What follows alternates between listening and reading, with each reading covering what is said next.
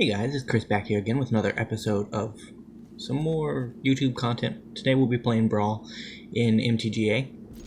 With off running its course, I thought that was the best way to go about it, and just getting back into Magic slowly. I have played in the meantime, but haven't played as much. So we are playing I think it's Phylath the World Shaper deck, and we are up against Chulane, who is notorious for being pretty decent in Brawl. Probably more decent in Commander, because you have a larger card pool, but he is a bit of a boogeyman. He's not the worst boogeyman out there. Because I kind of am a fan of Chulane style decks. So we get our Once Upon a Time off after our second draw. That lets us see the most amount of cards with it. Because after the second draw, you'll ideally be willing to play something like we did with our Elemental there. Decent little attacker.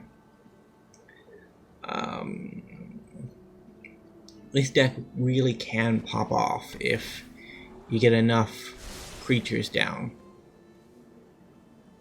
Well, if you get enough lands down. So the whole plan of the deck is to hopefully stick an early threat, then you can move into starting to ramp excessively. That's what we got here. We got down 2 early threats. We got a Scoot Swarm and our red-green creature whose name escapes me. It's weird. I'm awful at remembering card names. I remember what the cards do, but not what their names are. But we all know what Cultivate is. 1 to hand, 1 to field. 2 lands obtained. Well, both go to the field because I guess they didn't have a land drop. And they get down their second early drop, which is a Questing Beast. Not what we wanted to see, honestly. But with our Migrations pass, we can actually start making Scoot Swarm copies, so gonna get out of Forest in a Mountain. Keep it as even as possible. Ideally in this deck you want to run as few non-basic lands as possible, but there are some MDFC lands that make the cut as far as our deck is concerned, like Valakut Awakening and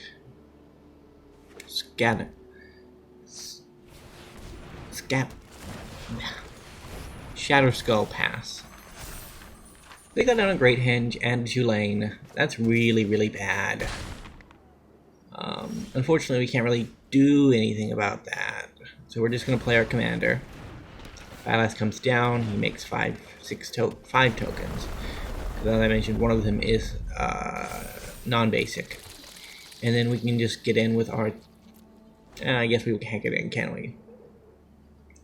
Because the little red 2-drop, red and green 2-drop, has a restriction on it where it can be blocked by creatures with more than 2 power. So Questing Beast would have ate it.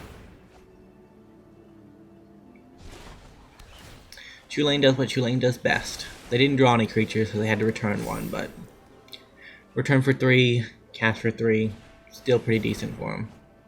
Looks like they found the Scoot Swarm of their own. That's not good for us.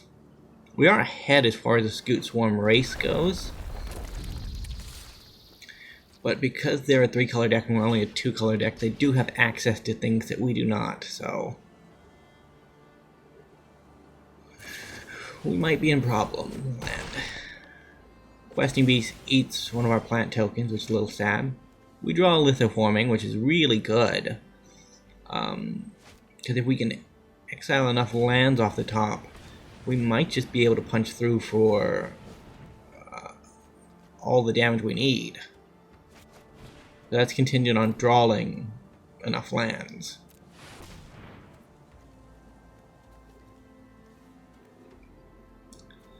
We'll see how it goes. We did not draw enough lands. We drew 2 lands.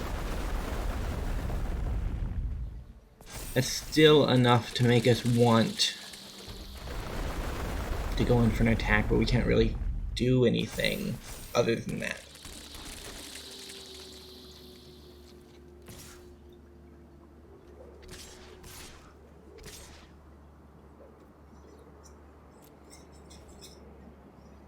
We are up against a value-based commander, so we do have to try to finish the game as quickly as possible.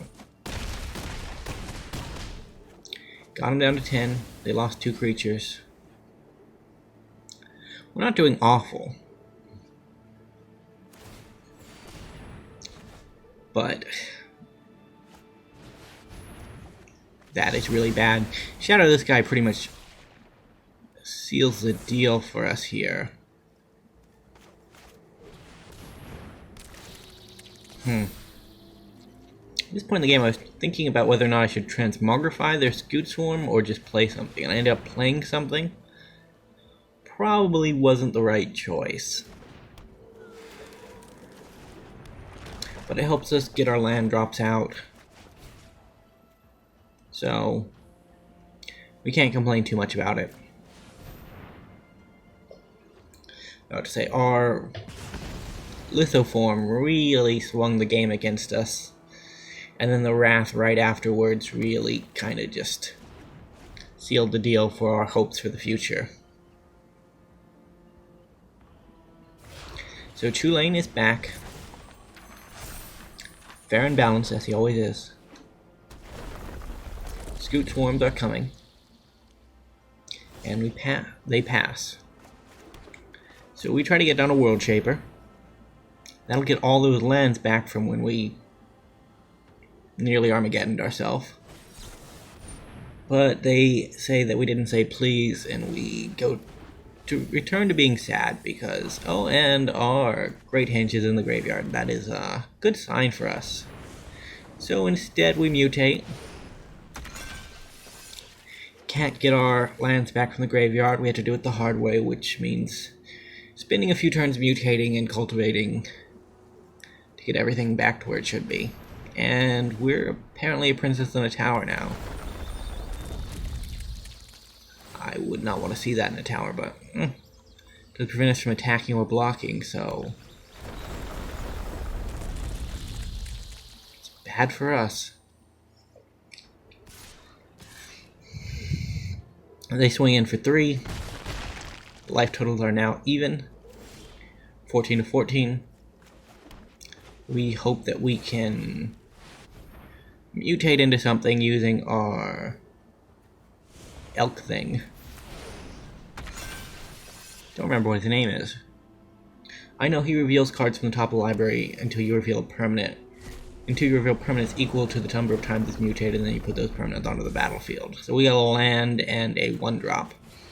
Excellent value for 6 mana, so 6 or 7 mana. Either way, it doesn't really matter much. This game has inevitably gone south for us. And we are just cycling to see if we can find something like a Wrath. A Wrath, ideally, could get us out of here. Might have Storm's Wrath in this deck, don't recall off the top of my head, but it's what we're drawing towards because it's the only answer to our predicament. And our Chulane player is 1 or 2 turns from just going off, so we have to find it quickly if we want to win the game. Or if we want to stay alive in the game. I guess winning's probably not an option for us at this point. Ugin Spirit Dragon, after a Vorn collects, that means he can ultimate immediately, which means 7 permanents from the hand get to come into play. I wonder what they'll be. If any of them are lands, it's very bad news for us.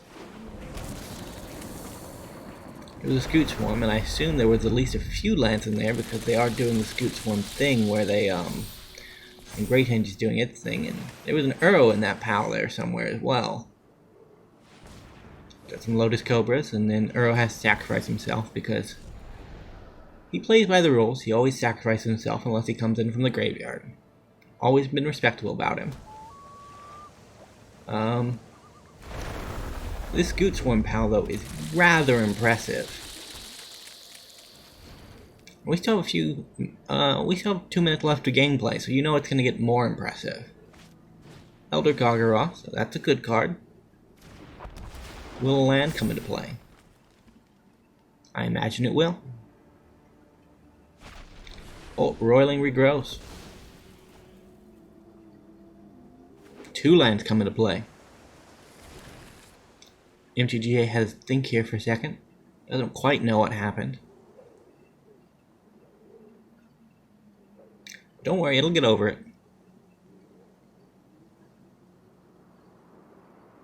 Any second now. There we go. 100 some triggers. 100 additional scoot swarms. That is real nice.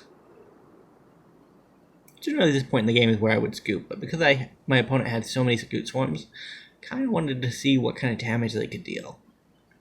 Unfortunately for us, he has more than 14 damage on board already, so we will die if he decides to swing this turn, but on the off chance that we get to see what it looks like to be hit in the face by 150, 200 scoot swarms, you never know. Could be real good for us. Probably won't be, though. Blocking Chulane blocks the maximum amount of damage because Trample and 1/1s aren't very attractive blocks. And unfortunately for us, he had 15 damage, which means we die. Thank you guys for watching, and I'll see you in the next one.